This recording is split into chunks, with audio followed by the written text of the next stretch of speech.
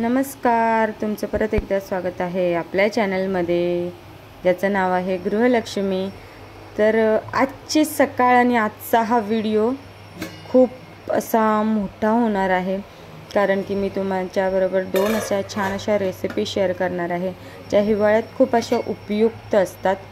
तर आता बघा, मी इथे तुम्हाला दिसते साबुदाणे आयुषला टिफिनसाठी मी ठेवलेले आहेत भिजत, रात्रीच भिजत टाकलेले। आणि ही आहे हलीमची खीर बनवायची आहे। बरेच दिवस झाले हलीमची खीर, म्हणजे हिवाळा चालू झाल्यापासून एकदासुद्धा मी बनवलेली नाही आहे। ॲक्च्युली मम्मी बनवते आणि ती खूप छान असते। तर हलीमच्या खीरसाठी मी रात्रीच हलीम भिजत ठेवला होता। आणि आता पहिले तर सकाळी उठल्यावर टिफिनची तयारी असते।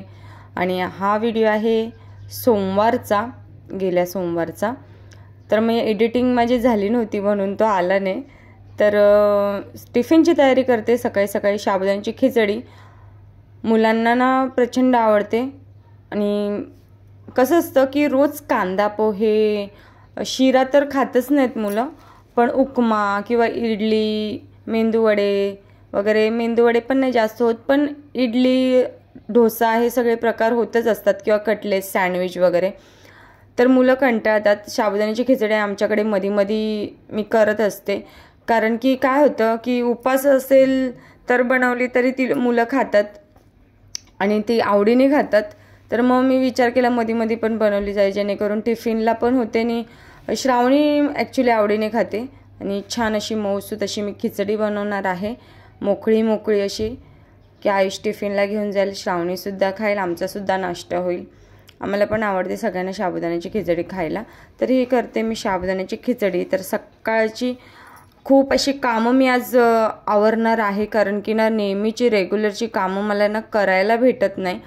तर ट्रॉल्या मी उघडल्या असतील तर तुम्हाला थोडंसं चिकटपणा दिसत असेल, तर तो सुद्धा क्लीन करायचं आहे मला आज, कारण की आपण घाईघाईत जे हात लावतो ट्रॉल्यांना, त्याच्यामुळे ना थोडासा चिकटपणा पकडतो, थोडा काळवंट होतात। तर त्याच्या आधी ना मी ना इथे जे हे मेथी दाणे दिसत आहेत ना, ते हे भाजून घेणार आहे, कारण की मी आज संध्याकाळी विचार केला आहे की थोडे लाडू बनवायचे, पौष्टिक लाडू। त्याच्यासाठी मी मेथीचा सुद्धा वापर करणार आहे, कारण की मला मेथीचे लाडू प्रचंड आवडतात, पण मुलं खाणार नाहीत आणि घरात पण कडू म्हटल्यावर मुलांना पण नको होतं। तर मी विचार केला मेथीचे थोडे दाणे टाकेन, जास्त टाकणार नाही। तर हे मेथीचे दाणे भाजून घेतलेत आणि आता मी मिक्सरमधून त्याची पावडर करून घेणार आहे। तर लाडू मी संध्याकाळी बनवणार आहे, पण त्याच्या आधी मी ही तयारी करून ठेवते। तर बघा, अशी बारीक अशी पूड करून घेतलेली आहे। आणि आता ते मी तूप आहे ना, त्याच्यामध्ये मी भिजू घालणार आहे, जेणेकरून संध्याकाळपर्यंत चांगले असे भिजतील। तर तूप तुमच्या हिशोबाने, तुम्हाला जर कमी घ्यायचं असेल तर कमी घ्या, तर माझ्या हातातून जास्त पडलं तर असं पण आपल्याला नंतर लागणारच लाडूमध्ये। त्यामुळे मी सगळ्या तुपामध्ये असे भिजू घातली मेथी, जेणेकरून त्याचा कडूपणा थोडाफार कमी होईल आणि म्हणजे स्वाद तर येईल, पण कडूपणा इतका वाटणार नाही। तर त्याच्यासाठी मी मेथीची पूड ही भिजत घालून ठेवली आहे। आणि आता ही सकाळची जी कामं आहेत, जी आठवड्यातून 15 दिवसातून जी करायला पाहिजेत ती मी करते। तर मी तुमच्याबरोबर हे माझं थोडंसं रुटीन शेअर करते, की माझं आठवड्यातून एकदा, समजा जॉबला जात असेल तर मी 15 दिवसातून करते। आणि त्याच्या आधी जेव्हा श्रावणी लहान होते आणि आम्ही इथे शिफ्ट झालेलो, तेव्हा मी आठवड्यातून माझं हे क्लिनिंग असायचं, ह्या पद्धतीने क्लिनिंग करायची। आणि जर आपण ट्रॉल्या वगैरे काढल्या तर ते आपण 5-6 महिन्यांनी सगळे क्लीन करतो, पण जे हात लागतात घाणीचे, ते कसं आपल्याला समजूनही येत नाही की ट्रॉलीला घाण लागले काय नाही। जेव्हा आपण निरखून खाली वाकून बसून बघतो त्या टायमाला दिसून येतं की किती अशी चिकट असं होतं। आणि ते चिकट बघितलं लांबून, जेव्हा आपण बाहेर उभं राहतो किंवा कोणी पाहुणं पटकन आलं, शेजार पाजार आलं, तर किती दिसतानाच किती बेकार दिसतं। जर आपण दुसऱ्याच्या घरी जाऊन असं कधी साफ नाही करत का, तसंच आपल्या घरी कोण आल्यावर आपल्याला बोललं नाही पाहिजे। त्या पद्धतीची माझी क्लिनिंग मी करत असते। तर ही क्लिनिंग अवघ्या 15 ते 20 मिनिटामध्ये होते आणि झटपट होते आणि स्वच्छही दिसतं आपलं किचन। तर ही क्लिनिंग झाल्याच्या नंतर मला वॉशरूमसुद्धा क्लीन करायचा होता, कारण की हे जी क्लिनिंग आहे ती 15 दिवसातून एकदा केली जाते. वॉशरूम आपला रोज क्लीन केला जातो, पण असे डीप क्लिनिंग करायची होती. आणि मी वॉशरूम क्लीन करताना आपला जो भांडी घासायचा म्हणजे तो काळा तवा घासायचा जो काता असतो ना, त्याच्याने मी वॉशरूम क्लीन करते, जेणेकरून महिन्यातून मी जे स्क्रब असतात घासणारे काते वगैरे असतात ते मी ना चेंज करत असते.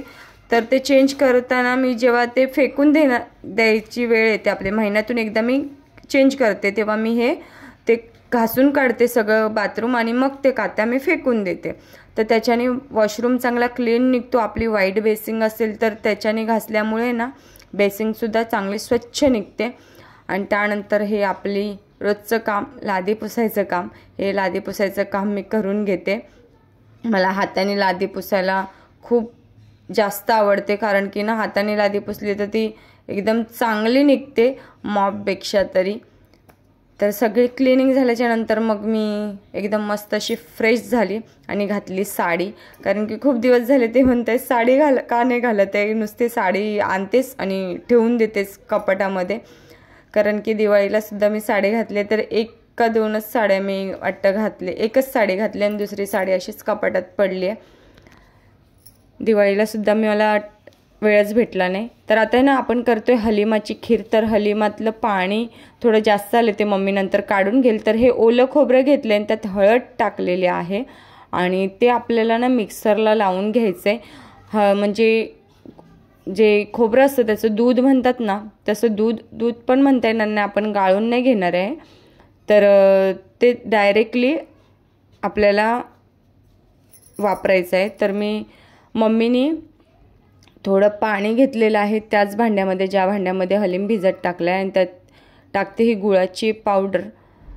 तर गुळाची पावडर आपल्याला गरम करायला घ्यायची आहे, जेणेकरून तो गुळ ना चांगला ना वितळेल.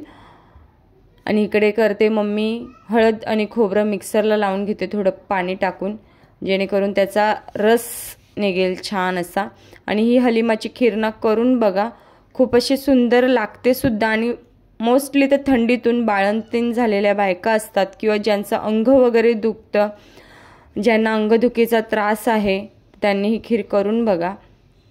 तर आता हे आपलं जे खोबरं आणि हळदीचं मिक्सरला लावून घेतलेले जे वाटण आहे ते आता आपल्याला त्या गुळाच्या जे गुळ वितळवून घेतलाय, पाक नाही करायचा, फक्त वितळवून घ्यायचा. तर वितळवून घेतलं त्यात आपण टाकलेलं आहे आणि चांगलं भांडं धुवून जेवढा काही रस येईल तो मम्मी परत व्यवस्थित असं त्याच्यात टाकणार आहे. आणि हलिमातलं पाणी एक्स्ट्राचं काढून घ्यायचं, जास्तच असेल तर, कारण की माझ्या हातातून ते जास्त टाकलं गेलेलं. तर हलीम जेव्हा चांगला भिजला त्यानंतर मग समजून येतं की खूपच असं पाणी हे झालेलं आहे, वाढलेलं आहे. तर आता हलीम टाकून मम्मीने सगळं मिक्स करून घेतलं आणि त्याला कड काढायचा नाही, फक्त गरम करायचा. जसं आपण कढी करतो आणि कढीला कण नाही काढत, त्या पद्धतीने करायचं, जेणेकरून त्यातलं म्हणजे कसं ते फुटणार नाही. दूध आहे ना, नारळाचं दूध त्याच्यामध्ये उतरतं, तर फक्त गरम करून घ्यायचं. आणि गरम केल्याच्या नंतर मग आपण मस्त असं खिरीसारखं पिऊ शकतो. तुम्हाला जर काजू बदाम वगैरे टाकायचे तर टाकू शकता, पण ही ट्रेडिशनल रेसिपी आहे. ह्याच पद्धतीने रेसिपी करता बाळंतिणीसाठी तर खूप सुंदर आहे. थंडीतून ज्या बाळंतीण होतात ते खाऊ शकतात. आणि आता मी करायला घेते जेवणाची तयारी. तर ते खूपच गरम होतं म्हणून साईडला ठेवून दिले. मी नंतर खाईन आणि सांगेन टेस्ट कशी आहे ते. एकदम मस्त झाली. मी एकदा 2 ते 3 वेळा खाल्लेले, जास्त नाही बनवत, कारण की गरमसुद्धा पडतं ना. पण थंडी चालू झाली, दुखीचा त्रास थोडा चालू झाला, तर मम्मीला बोलली मम्मी करा ना जरा, जेणेकरून मला खाताही येईल आणि तुमच्याबरोबरही रेसिपी शेअर करता येईल. कारण काय होतं, काही जणांना बघायला कोण नसतं, जे बाळंतीण वगैरे होतात, तर त्या टायमाला ना त्यांना बघायला कोण नसल्यामुळे त्यांचं हे सगळं करून देणार कोण नसतं. आणि ही रेसिपी एकदम झटपट आहे, तर त्या पटकन अशा करून स्वतःसाठी खाऊ शकतात. आणि आता मी जेवणाची तयारी करायला घेते. तर त्याच्यासाठी मी मुगाची डाळ बनवणार आहे, भात बनवणार आहे. आणि मी तुमच्याबरोबर जी दुधीची भाजी शेअर केलेली आहे, ती भाजी बनवणार आहे. झटपट अशी होणारी आणि मुलांना आवडते अशी दुधीची भाजी बनवणार आहे. आणि त्यानंतर मग करायचं आहे ह्याची तयारी, लाडूची तयारी. जी लाडू आपल्याला बनवायचे त्याची तयारी करायची आहे मला. पण त्याच्या आधी सगळं आवरणार आहे, कारण की जेवणाचं वगैरे मुलांचं वगैरे सगळं झालं ना की मग मला ना निवांत असं कामं करायला जास्त आवडतात. कोण बरोबर असलं आणि मग पाठी हे दे ते दे ते दे करत राहिलं का मग चिडचिड होते माझी. मी जेवढं स्वतःहून एकटी असताना जेवढी कामं मी करू शकते ना तेवढी सगळीजणं असताना कामं नाही करू शकत. तर आता एका साईडला ना मम्मीना डोश्यासाठी पीठ भिजवते. मुलांना डोसे, इडली ह्या सगळ्या गोष्टी तर खूप जास्तच आवडतात. तर मम्मी डोश्यासाठी पीठ भिजवते. बाहेरून आणलेलं 20 रुपयाचे किती 3 ते 4 भेटतात आणि त्याच्यात सुद्धा मुलांचं असं पोट भरत नाही. तर कधी कधी टिफिन रोजचा नेऊन सुद्धा कंटाळा आलेला असतं, तीच भाजी चपाती वगैरे. तर मग काहीतरी वेगळेपणा. तर मी कढईमध्ये तेल टाकून कढीपत्त्याची फोडणी दिली आणि वरून दुधी धुवून कापून वगैरे टाकला आणि नंतर मग धना पावडर, जिरा पावडर, लाल तिखट आणि थोडा गरम मसाला आणि वरून झाकलं आणि थोडं मस्त अशी शिजली का वरून शेंगदाण्याचं कूट टाकलंय. बाकी एक्स्ट्रा असं काहीच मी टाकलेलं नाही, पाणी वगैरे काहीच नाही. आणि मस्त आपली अशी भाजी तयार झाली. आणि इथे हलिमाची खीरसुद्धा थंड झाली आहे, तर तुम्हाला दाखवते बघा. मस्त अशी हलिमाची खीर. आणि मला पियायला थोडासुद्धा वेळ भेटला नाही, कारण की श्रावणीला भाजी टाकली आणि दोन्ही कुकर लावले आणि मी श्रावणीला घ्यायला गेली ट्युशनमध्ये, कारण की तिचा नेहमीचा हट्ट असतो. सुट्टी असते ज्या दिवशी मला, त्या दिवशी की मम्मी तू मला ट्युशनला घ्यायला ये म्हणून. तर तिला घेऊन आली आणि घेऊन आल्याच्या नंतर मग ही हलिमाची खीर मी पिते. आणि तिला टिफिनसाठी ना मी ब्रेड भाजते, कारण की तिला नको होती भाजी. थोडीशी मी कशी तरी भरवली, पण भाजी म्हटलं की तिला नको असते. आणि हे आता वेळ आहे संध्याकाळची, 4 वाजले होते. तर मी त्याच्या आधी सगळे काजू, बदाम, खारीक वगैरे मी सगळं कापून, खोबरं वगैरे सगळं किसून घेतलं थोड्या वेळ आराम करून. आणि रवा, तीळ वगैरे. आणि हे जे लाडू आहेत ते मी बनवते ना ते पौष्टिक लाडू आहेत. आणि असं एक्स्ट्राचं असं मी काही सामान घेतलेलं नाही, जे घरी सामान आहे त्याच्यातच मी हे बनवणार आहे. की मला डिंक वगैरे पाहिजे होता, पण जायला कोण नव्हतं. खूप म्हणजे स्टेशनला जावं लागतं आणि तिथून यावं लागतं, तर कोण जायला नव्हतं. आता म्हटलं जे घरात आहे त्याच्यानेच करूया. खारीक थोडीशी होते, काजू बदाम तर असतातच, बारीक रवा तर मी दिवाळीतच आणलेला तोच होता. आणि तीळसुद्धा मी आणून ठेवते, कधी कधी उपयोगाला येतात. तर तूप टाकून मी खारीक भाजून घेतलेले आहेत. आणि हे काजू आणि बदाम हे सुद्धा भाजून घेणार आहे. तुपामध्ये थोडं तूप टाकून सगळं भाजून घेणार आहे, जेणेकरून असं कच्चं असं काय लागणार नाही आणि ना लाडू टिकतील पण व्यवस्थित. कारण की कसं खोमट होण्याची शक्यता असते जर जास्त दिवस लाडू राहिलं तर. तो खोमटपणा न येण्यासाठी सगळ्या ज्या वस्तू आहेत ना त्या भाजून घ्यायच्या. जेवढ्या तुम्ही गोष्टी कुठल्याही लाडवात असो ज्या टाकणार त्या गोष्टींना भाजून घ्यायच्या, जेणेकरून काजू बदाम तर पहिले भाजायचे. कारण की कधी कधी काय होतं, दुकानामध्ये ना किती दिवसाचे असतात हे आपल्याला माहिती नसतं. आपण घेऊन येतो आणि त्यानंतर मग काही दिवसांनी ते खोमटसारखे लागायला लागतात. त्यामुळे काजू बदाम तर पहिले भाजून घ्यायचे. आता काजू बदाम आपले भाजून झालेले आहेत आणि खारीकसुद्धा भाजलेला आहे. आणि त्यानंतर मग मी भाजणार आहे आपलं सुकं खोबरं. सुकं खोबरं करपवायचं नाही, फक्त लालसर येईपर्यंत थोडंसं असं भाजून घ्यायचं. आणि सुकं खोबरं मी किसून घेतलेलं आहे, मिक्सरला नाही लावलेलं आहे. तुमच्याकडे जर तुम्हाला नसेल जमत तर डेसिकेटेड कोकोनट जे मार्केटमध्ये भेटतं ते सुद्धा तुम्ही घेऊ शकता त्याच्यामध्ये.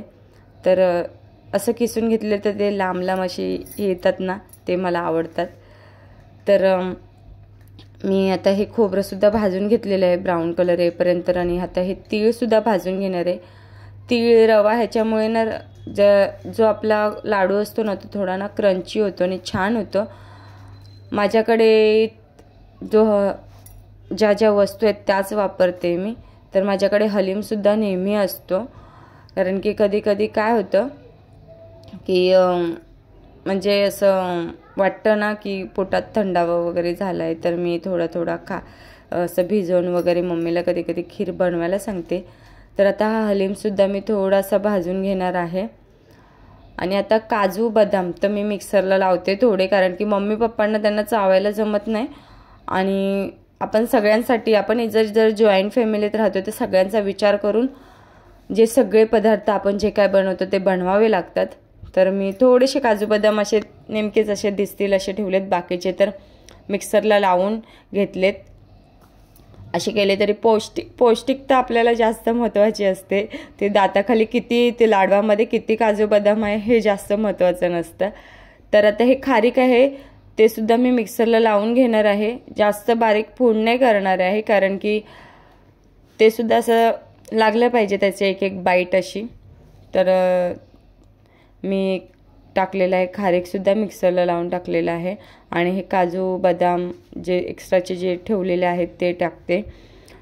आणि टोपामध्ये सगळं मिक्स करून घेणार आहे. आता तर हे खोबरं आणि तीळ हे सुद्धा भाजलेले आहेत, आणि ते आता मिक्स करून ना मी एका साईडला हलीम वगैरे टाकून मी ठेवून देणार आहे. आणि हलीम टोपाला चिकटतो, कारण की थोडा तूप टाकून भाजलेल्यामुळे. तर थोडंसं जे मी खोबरं वगैरे भाजलेले ते जरा पुसून घेतलं टाकून त्याच्यामध्ये, कारण की हलीम चिटकून परत येईल त्याच्यातून.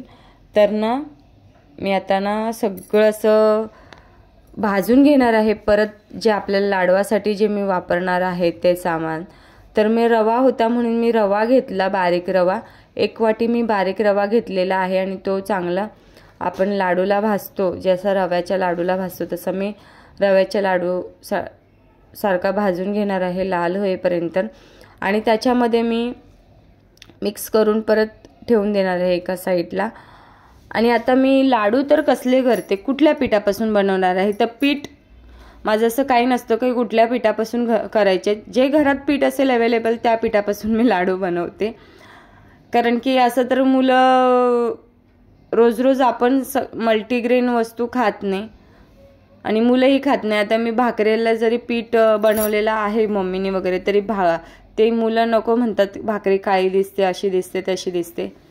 तर मुलं खायला मागत नाही. तर लाडूच्या ह्याच्याने तरी खातील हे असं मला असं वाटतं. त्यामुळे मी सगळे जे पीठ असतं ते मिक्स करते. तर आता घेतलेलं आहे मी हे तांदळाचं पीठ मी 2 वाटी घेतलेलं आहे. माझी 2 वाटी म्हणजे हे पाव किलो पीठ झालं. तर हे मी चांगलं असं भाजून घेणार आहे. कुठलंच पीठ असं कच्चं ठेवायचं नाही, जेणेकरून लाडू खाल्ल्याच्या नंतर आपल्या पोटाला बाधेल. तर मी भाजल्याच्या नंतर पीठ बघितलं कसं झालं, एकदम खुसखुशीत आणि मऊसूद दिसतंय आणि खूप सुंदर असं भाजलं गेलेलं आहे ते पीठ. आणि परत आता थोडंसं मी तूप घेतलेलं आहे आणि हे घेते मी आता गव्हाचं पीठ. गव्हाचं पीठसुद्धा मी 2 वाट्या घेणार आहे. जर तुम्हाला असं वाटलं की आपलं सारण जास्तच ओलसर झाले किंवा तूप जास्त पडले, तर आपल्या घरात गव्हाचं पीठ, तांदळाचं पीठ अवेलेबल असतं, किंवा बेसनसुद्धा काही दळून ठेवतात. मी तर दळून ठेवते आमच्या घरामध्ये, तर ते सुद्धा वापरू शकता तुम्ही. तर आता मी जे गव्हाचं पीठ आहे ते सुद्धा चांगलं भाजून घेणार आहे. आणि बघा भाजून घेतल्यावर पीठ किती मोकळं झालेलं आहे. तर ते पीठ भाजून झाल्याच्या नंतर ते सगळ्यांमध्ये एकजीव करून मी परत साईडला ठेवून देणार आहे. त्यानंतर मग आयुष आलेला, मम्मी मला बेसनचे लाडू खायचे, तर थोडा बेसनचा स्वाद येण्यासाठी मी टाकते, बेसनसुद्धा टाकते. तर ते सुद्धा मी 2 वाटी घेणार आहे बेसन. आणि ते सुद्धा चांगलं, जसं आपण बेसनच्या लाडूला जसं पीठ भाजून घेतो त्याच पद्धतीने मी पीठ भाजून घेणार आहे बेसनाचं. तर ह्या पद्धतीने ना बेसनाचे लाडूसुद्धा होतात मुलांसाठी. तर मी म्हटलं आता बेसनचे लाडू केले तर मग सगळ्यांनाच हे सुटेल की आम्ही बेसनचेच लाडू खाणार, हे लाडू कोण खाणार नाही. त्याच्यामुळे मग मी विचार केला नको, आपण ह्याच्यातच थोडं बेसन टाकूया. तर हे चांगलं मी जसं आपण बेसनच्या लाडूला पीठ आपण भाजून घेतो त्याच पद्धतीने हे पीठ मी तूप टाकून चांगलं भाजून घेणार आहे. आणि थोडं भाजल्यावर पाण्याचा हबकासुद्धा मारलेला आहे, जेणेकरून ना लाडू खाल्ल्याच्या नंतर तो आपल्या पूर्ण तोंडामध्ये चिकटणार नाही, चिकट असा लागणार नाही. तर आता हे पीठ आपलं भाजून झालेलं आहे आणि आता हे पीठ मी टाकते. त्यानंतर मग जे मी मेथी भिजत टाकलेली तुपामध्ये, आता ते तूप मी थोडंसं असं गरम करून घेणार आहे, कारण की मी ते तूप कच्चंच असं घेतलं होतं ना, माझ्या लक्षात नाही आलं की तूप गरम करायला पाहिजे. मी घाईघाईत मी तसंच टाकलं. तर मी आता ते गरम करून घेतलं आणि थोडंसं थंड व्हायला दिलं. आणि आता मी हे सगळं जे पिठं सगळे मिक्स करून घेणार आहे, जेवढं जेवढं सामान भाजून घेतलं सगळं मिक्स करून घेणार आहे. आणि आता ते जे तूप आणि मेथी आहे ते त्यात टाकणार आहे आणि सगळं मिक्स करून घेणार आहे परत एकदा व्यवस्थित, जेणेकरून सगळ्या वस्तू पूर्ण लाडूमध्ये जे सारण आहे त्याच्यात मिक्स होतील. तर आता थोडंसं मी बघितलं ना, तर मखाना मला दिसला, तर मखानासुद्धा मी थोडासा ना भाजून मिक्सरला लावून घेतला जरा क्रंचीपणा यायला. आणि आता ही टाकते गुळाची पावडर. तर गुळाची पावडर डीमार्टमध्ये एकदम मस्त अशी अवेलेबल असते, जेणेकरून गूळ वितळवायची गरज लागणार नाही, मला पाक करायची गरज लागणार नाही, ना फोडायची ना किसायची कसलीच झंझटमारी नको, म्हणून मी गूळ पावडर वापरत असते प्रत्येक गोष्टीसाठी. तर हे लाडू एकदम मऊसूत आणि छान असे होतात, जेणेकरून जे म्हातारे माणसं आहेत त्यांना अशी मस्त अशी चावता येतील. जास्त पण तुपाचा वापर केलेला नाही आहे, जेणेकरून एकदम जास्त असे तवतील सुद्धा. तर लाडू असा मी थोडंसं असं खाऊन बघितलं की कितपत गोड झाले. मी आधी वळत होती, पण नंतर बघितलं की कमी पण नको ना एकदम व्हायला, म्हणून मी परत थोडंसं गूळ टाकलं आणि सगळं परत मिक्स करून घेतलं. आणि हे लाडू गरम गरम वळायचे असतात. तर तूप जे गरम टाकलेलं त्याच्यातच मी चांगलं वळून घेणार आहे लाडू. आणि तुम्हाला असं वाटलंच की जर तुम्ही बनवलातच, जर रेसिपी आवडली आणि तर तुम्हाला असं वाटलं की आपलं हे जे आहे सारण ते थंड झालं आहे, तर एकदा टोप गॅसवर ठेवून थोडंसं गरम करून घ्यायचे आणि लाडू वळायचे. पटापट असे लाडू होतात आणि खाताना एकदम तोंडात टाकल्यावर विरघळतो, इतका सुंदर हा लाडू होतो आणि खायलासुद्धा छान लागतो. जर तुमच्याकडे अजून खूप खूप साहित्य असेल किंवा तुम्ही करणार असाल तर अजून खूप साहित्य तुम्ही टाकू शकता. तर हे बाळंतिणीसाठी खूप सुंदर असे लाडू आहेत, असे झटपट असे होणारे, जास्त काय पाक करायचे, हे करायचे ते करायचे याची झंझटमारी न करता साधी सोपी रेसिपी आणि झटपट होणारे. आणि हे मस्त असे आपले लाडू तयार झालेले आहेत. रोज सकाळी उठून ऑफिसला जाताना वगैरे खाल्ला ना तर खरंच पोट भरलेलं सुद्धा राहतं. सगळी कामं लाडू वगैरे बनवून झाले. श्रावणी आणि मी चाललेलो आहोत. कुठे चालली श्रावणी तू? मी चाललीये शेवपुरी पाणीपुरी सगळं. कालपासून हट्ट करते मला शेवपुरी खायची, पाणीपुरी खायची, तर त्यात तिला मी घेऊन जाते शेवपुरी पाणीपुरी खायला.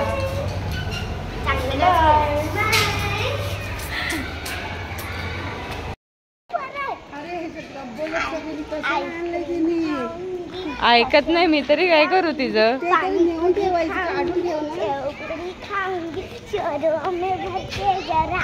हा तोंडातून पाणी इकडे अजून मी खायला आलं पण नाही. हो का? श्रावणीचं लगेच तोंडातून पाणी सुटतं ना.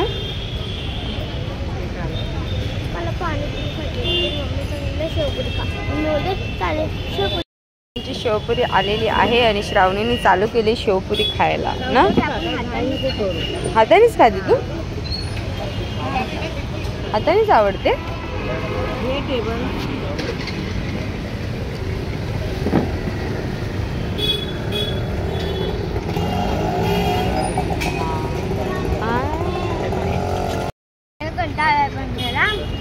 पण मम्मीच्या हाताचीच मला आवडते.